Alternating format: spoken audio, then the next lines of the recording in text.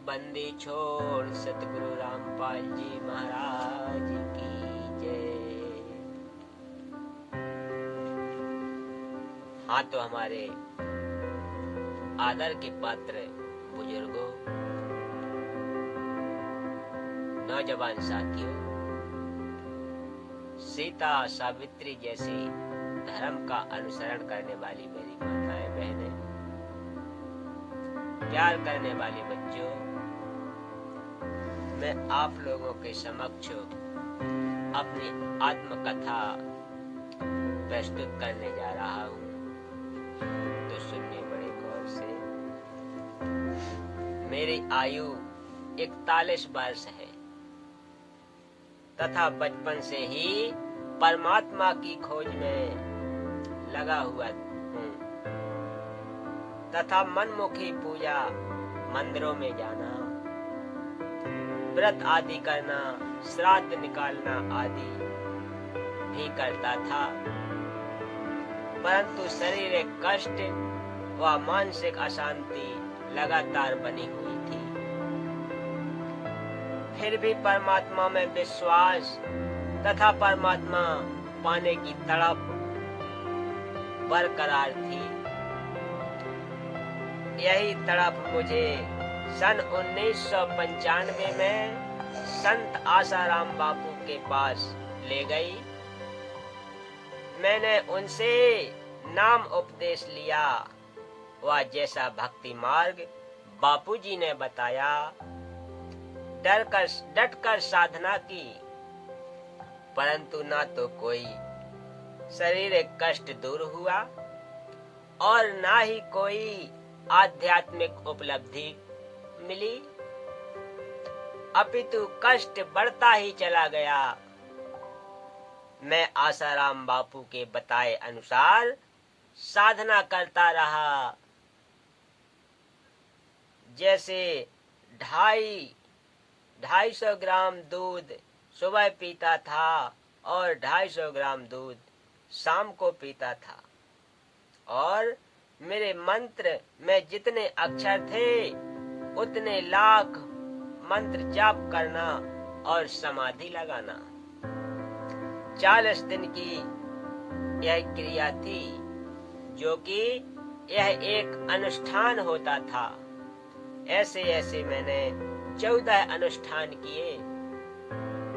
एक बार मैंने बापूजी के सत्संग में सुना कि 7 दिन तक निरा आहार रहकर मंत्र जाप करना, समाधि लगाना तथा प्राणायाम करने से ईश्वर प्राप्ति होगी।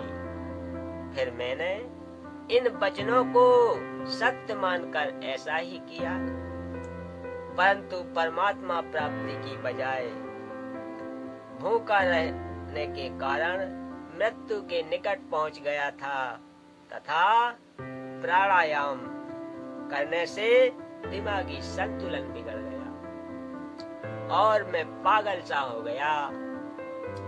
उसी दौरान मेरे ऊपर सतगुरु संत रामपाल जी महाराज की कृपा दृष्टि हुई तथा मुझे सितंबर 2000 में पूज्य गुरुदेव संत रामपाल जी महाराज से नाम उपदेश प्राप्त हुआ। उपदेश मिलते ही मुझे ऐसा लगा जैसे किसी ने दीपक में घी डाल दिया हो तथा मेरा जीवन शांत व्यवस्थित रहने लगा। पूर्ण संत पाप कर्मों को समाप्त कर सकता है। इसका प्रमाण मेरे जीवन में स्पष्ट रूप से तब घटित हुआ जब मैं मई 2004 में औरंगाबाद महाराष्ट्र में संत रामपाल जी महाराज के सत्संग के लिए टेंट की सेवा करते हुए 25 फुट ऊपर से नीचे पथरीली जमीन पर गिर गया। यहाँ काल को कुछ और ही मंजूर था तथा मेरी रीढ़ की हड्डी टूट गई और मेरे शरीर के नीचे के हिस्से में अर्धंग मार गया उसी समय मैंने अपने सतगुरुदेव जी संत रामपाल जी महाराज को याद किया। मेरे गुरुदेव की दया से उसी समय दोनों पैर ठीक काम करने लग गए। गरीब काल कर डरे करतार से, जय जय जय जगदीश, जोरा जोरी झांकती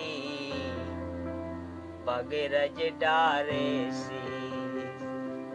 उसके बाद मुझे औरंगाबाद के निजी अस्पताल पटवर्धन हॉस्पिटल में ले जाया गया। वहां पर डॉक्टर डीजी पटवर्धन ने मेरे शरीर की जांच की तथा मेरी रीढ़ की हड्डी की एक्सरे लिए। रिपोर्ट से पता चला कि रीढ़ की हड्डी टूट गई है। रिपोर्ट देखकर डॉक्टर बहुत हैरान, कहने लगा कि आपकी रीढ़ की हड्डी टूटी हुई है और उसका एक टुकड़ा टूटकर अलग हो गया है। डॉक्टर बार बार मेरे पैरों को हाथ लगाकर देखता कि और कहा कि आप पर परमात्मा की विशेष कृपा है, आपके पांव ठीक काम कर रहे हैं। क्योंकि इस रिपोर्ट के अनुसार आपको अर्धांग होना जरूरी था। वहाँ उस हॉस्पिटल में 3 दिन तक दाखिल रहा। उसके बाद में छुट्टी लेकर वापस अपने घर हरियाणा आ गया। यहाँ रोहतक में मैंने अपना इलाज हड्डियों के डॉक्टर प्रसिद्ध डॉक्टर चड्डा से करवाया।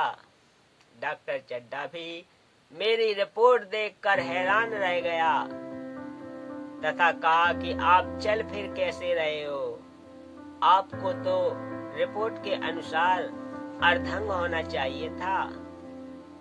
डॉक्टर चड्डा ने फिर से रंगीन एक्सरे करवाया तथा कहा कि इसका इलाज संभव नहीं है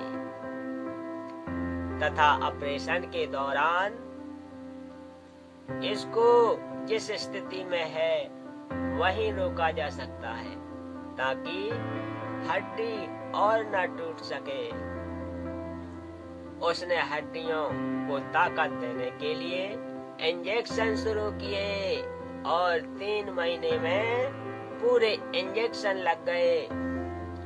फिर उसने कहा कि आप ऑपरेशन जरूर करवाना पड़ेगा, नहीं तो बाकी बची हुई हड्डी भी टूट सकती है और कहा कि ऑपरेशन का खर्च 2 लाख रुपए आएगा। फिर उसी समय डॉक्टर ने बताया कि रिपोर्ट के अनुसार आपको 3 महीने के अंदर मृत्यु को प्राप्त हो जाना था। आज आप परमात्मा की कृपा से भी जीवित हो। ऑपरेशन का खर्च 2 लाख रुपए देने में मैं असमर्थ था। आश्चर्य में पड़ गया, इसलिए मैं दूसरे डॉक्टर के पास इलाज के लिए गया। वह भी मेरी रिपोर्ट देखकर आश्चर्य में पड़ गया और कहा कि यदि ऑपरेशन में देर हो गई तो हड्डी और भी टूट सकती है। उसने भी बताया कि रिपोर्ट के अनुसार आपको अर्धांग होना चाहिए था, आप चल फिर कैसे रहे हो। आखिर हार कर मैंने अपने गुरुदेव संत रामपाल जी महाराज के चरणों में प्रार्थना की। तब मेरे पूज्य गुरुदेव ने मुझ पर दया की और सिर पर हाथ रखकर कहा कि बेटा, आप बिल्कुल ठीक हो जाओगे। यदि आज परमेश्वर कबीर साहब जी की शरण में नहीं होते तो आपको भुगत कर मरना था।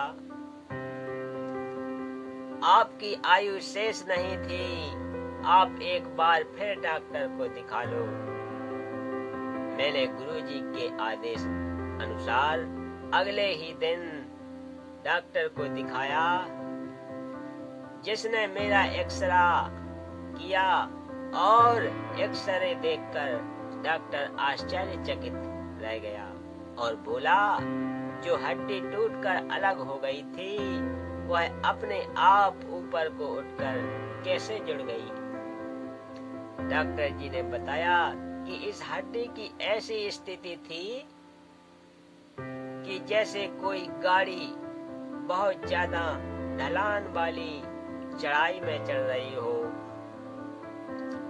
उसके इंजन में खराबी हो जाए वह वापस ही आ सकती है, या प्रथम गियर में डालकर पत्थर आदि पहिए के पीछे लगाकर वही रोकी जा सकती है, आगे को नहीं चढ़ सकती। आपकी हड्डी ऐसे ऊपर को चढ़कर जुड़ गई, जो डॉक्टरी इतिहास से बाहर की बात है। इससे मुझे भी महसूस होता है कि कोई शक्ति है जो असंभव को संभव कर सकती है। यह तो ऑपरेशन से भी नहीं हो सकता था। ऑपरेशन करके इसमें कोई पदार्थ भरकर वह गैप भरा जा सकता था। फिर भी यदि आप कोई वजन उठाने का कार्य करते तो फिर से हड्डी खिसक कर आप चारपाई पर भुगत कर मरते। डॉक्टर के समझ में भी नहीं आ रहा था। मैंने कहा कि पूर्ण ब्रह्म कबीर साहब के स्वरूप मेरे पूज्य गुरुदेव संत रामपाल जी महाराज ने मेरे पाप कर्म काटकर तथा मेरी मृत्यु को टालकर अपने कोटे से मुझे नई जिंदगी दी है। परमेश्वर कबीर साहब की वाणी है, जो मेरी भक्ति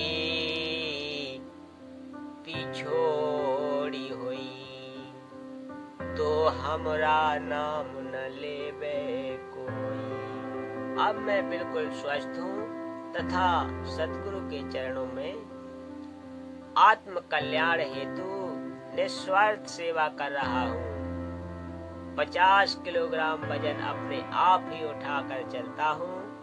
हमारे गुरुदेव का वास्तविक उद्देश्य तो भक्ति करवाकर, जीव को विकार रहित करवाकर अपने परम धाम सतलोक में ले जाना है।